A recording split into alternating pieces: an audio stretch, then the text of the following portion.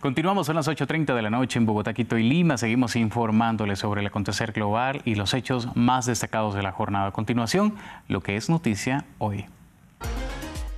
Es el segundo día de la convención republicana en Milwaukee después de que Trump y su compañero de fórmula fueron nominados formalmente para las elecciones presidenciales de noviembre. Joe Biden reapareció de campaña en Las Vegas. Un nuevo informe de Human Rights Watch reveló que más de 3.000 menores fueron detenidos y en algunos casos torturados arbitrariamente desde que el presidente Nayib Bukele decretó el estado de excepción en El Salvador para combatir a las pandillas. El plan, que inició en marzo del 2022, ya deja más de 80.000 detenidos. El presidente Emmanuel Macron aceptó la renuncia del primer ministro Gabriel Attal y su gabinete. Aún se desconoce qué fuerzas van a lograr formar un nuevo gobierno. Sin embargo, se mantendrán hasta después de los Juegos Olímpicos, que tendrán lugar en la capital francesa del 26 de julio al 11 de agosto.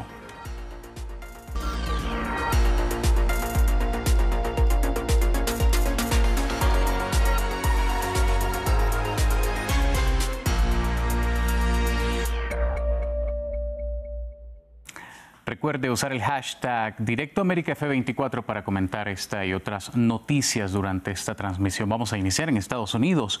La postura antiinmigrante que promueve el expresidente Donald Trump será el centro del debate en el segundo día de la Convención Nacional Republicana.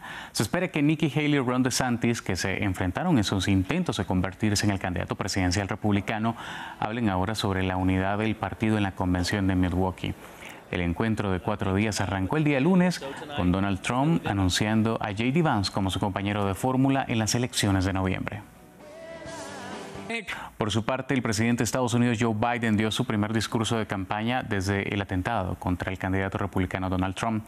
Biden habló en la convención de la Asociación Nacional para el Progreso de las Personas de Color en Las Vegas. Allí calificó de momento tenso lo ocurrido el fin de semana, añadiendo que estaba agradecido de que el expresidente resultara ileso. ¿Quieren oponerse a la violencia en Estados Unidos? Entonces únanse a mí para sacar estas armas de guerra de las calles de Estados Unidos. Se utilizó una AR-15 en el tiroteo de Donald Trump, la misma arma de asalto que mató a tantos otros, incluidos niños. Es hora de prohibirlos. Lo hice una vez y lo volveré a hacer. Sobre este mismo tema, la cadena CNN dijo que las autoridades estadounidenses recibieron información de inteligencia sobre un complot de Irán para asesinar a Donald Trump. Esto cobra relevancia tras el reciente intento de asesinato en el que el expresidente resultó herido, lo que llevó al servicio secreto a incrementar su seguridad. Sin embargo, CNN destacó que no hay indicios de que este ataque del sábado esté relacionado con el complot iraní. Luego de que la directora del servicio secreto de ese país reconociera fallos en la seguridad del expresidente Donald Trump el pasado 13 de julio, surgen preguntas de cómo actúa esta agencia federal y cómo se compone. Samuel Salgado Castro tiene los detalles en el siguiente informe. Es una de las agencias federales más antiguas de Estados Unidos. El servicio secreto fue creado en 1865. Este organismo federal fue fundado como una rama del Departamento del Tesoro para combatir la falsificación de moneda, un grave problema en aquella época. Salvaguardar la infraestructura financiera de Estados Unidos es una función que aún cumple. Pero tras el asesinato del presidente William McKinley en 1901, se encomendó por primera vez al servicio secreto la protección de la presidencia, la vicepresidencia y otras personas vinculadas con la oficina oval. Ahora forma parte del Departamento de Seguridad Nacional. En un país con un amplio historial de ataques violentos contra presidentes, este organismo ha entrado en acción varias veces.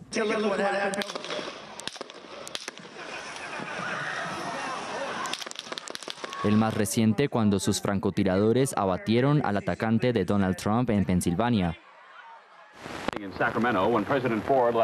O cuando evacuaron al entonces presidente Gerald Ford en 1975 de un hotel en San Francisco luego de que esta mujer intentó atentar contra él. Además de Trump y Ford, otros 2 presidentes en ejercicio o fuera de su cargo han sido salvados por el servicio secreto. Pero el organismo federal ha fallado en los casos emblemáticos de la familia Kennedy, John y Robert, ambos asesinados en la década del 60. El poder del servicio secreto es amplio. Puede efectuar detenciones sin orden judicial, ofrecer y pagar recompensas por servicios e información para arrestar personas y coordinar con autoridades extranjeras cuestiones de la seguridad de los líderes estadounidenses cuando salen del país. 6.500 personas aproximadamente hacen parte de él, entre ellas 3.200 agentes especiales. La agencia recibió más de $3.000 millones de los contribuyentes en 2024.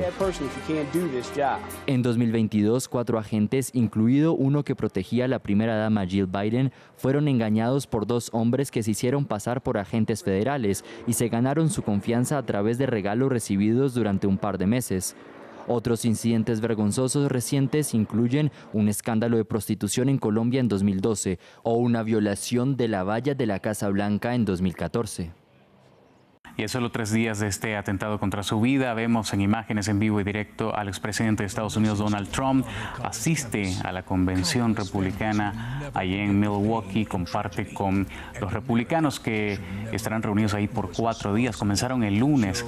A la par vemos a J.D. Vance, su fórmula a vicepresidente del país. Están compartiendo y escuchando parte de los discursos que se dan en esta convención nacional republicana en Milwaukee. Son imágenes en vivo y directo. Please welcome United States Senator Ted Cruz of Texas.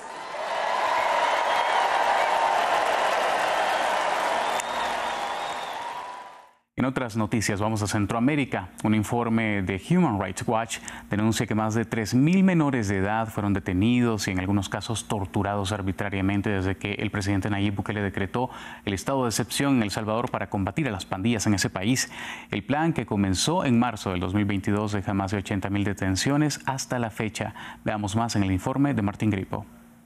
Las detenciones en El Salvador otra vez en la mira, luego de que Human Rights Watch emita un informe en el que denuncia alrededor de 3.100 menores detenidos bajo el régimen de excepción. Sin embargo, la organización reconoció que la violencia generada por bandas criminales ha disminuido. Bajo las medidas tomadas por el gobierno Bukele en el régimen de excepción, se han cometido en contra de niños, niñas y adolescentes en El Salvador, por lo menos detenciones arbitrarias y otras graves violaciones al debido proceso, torturas, malos tratos y otros tratos inhumanos y degradantes, y procesos de acoso policial. De acuerdo a la organización, 66 menores encarcelados fueron víctimas de violaciones a los derechos humanos, y aunque se le pidió al gobierno de Nayib Bukele informe sobre la situación de alguno de ellos, las autoridades no respondieron o dieron información incompleta en algunos casos, según la denuncia presentada.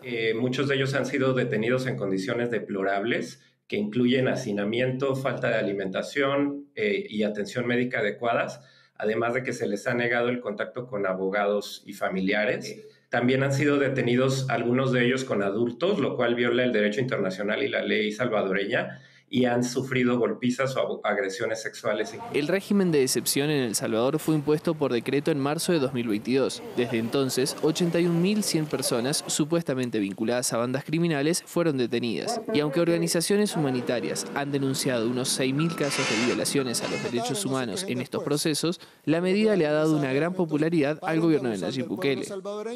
En Nicaragua, el gobierno anunció la excarcelación de 1.500 presos comunes, quienes pasarán a un régimen de convivencia familiar. Esta medida, anunciada en el contexto del 45 aniversario de la Revolución Sandinista, generó reacciones de organizaciones de derechos humanos que advierten sobre posibles riesgos para la seguridad ciudadana. Analizamos las implicaciones de esta decisión con Braulio Abar, que es coordinador de monitoreo y seguimiento en el colectivo de derechos humanos Nicaragua Nunca Más. Braulio, bienvenido, muy buenas noches. Buenas noches, Jorge, a todas las personas que nos escuchan a través de France 24. Bueno, Braulio, en Nicaragua estas excarcelaciones son bastante cotidianas, pero la pregunta que surge es ¿qué impacto podrían tener en la seguridad del país y si existe un plan de reinserción social o solamente los liberan sin apoyo adicional? Lamentablemente en Nicaragua, en lo que va del año, ya 3.000 personas presas comunes han sido liberadas y que realmente no existe ningún plan de inserción social ni de seguridad ciudadana. Recordemos que Nicaragua continúa siendo uno de los países con mayor índice de femicidio en el continente, así como también uno de los países más inseguros, donde el año pasado, en 2023, fueron liberados 7.000 aproximadamente reos comunes acusados de violencia física, sexual, homicidios, entre otros delitos comunes. Mientras que lamentablemente continúan más de 140 presos políticos con procesos arbitrarios detenidos en Nicaragua. Bueno, ¿y qué dice esta medida sobre el sistema penitenciario de ese país y también el sistema judicial de Nicaragua? Realmente lo que esto indica es que lo que necesita en este momento la dictadura Ortega Murillo es mayor adeptos que puedan ejercer algún tipo de represión en contra de las personas nicaragüenses que aún continúan exigiendo justicia, verdad, reparación, que retorne a la democracia, el respeto a los derechos humanos y que exigen la liberación de las personas presas políticas. Esto evidencia que existe también una falta de debido proceso, ya que las víctimas de estos delincuentes exigen justicia todavía. Muchos de los casos en los cuales son liberados personas que han cometido delitos graves contra la vida, contra la integridad, contra el patrimonio, son liberadas. Entonces, esto indica que un sistema corrupto que solamente actúa conforme órdenes del Poder Ejecutivo, que no tiene ninguna independencia o autonomía judicial. Bueno, ya mencionados la situación de los presos políticos en el país. ¿Cómo se compara la situación de los reos comunes con la de estos considerados como prisioneros políticos en Nicaragua?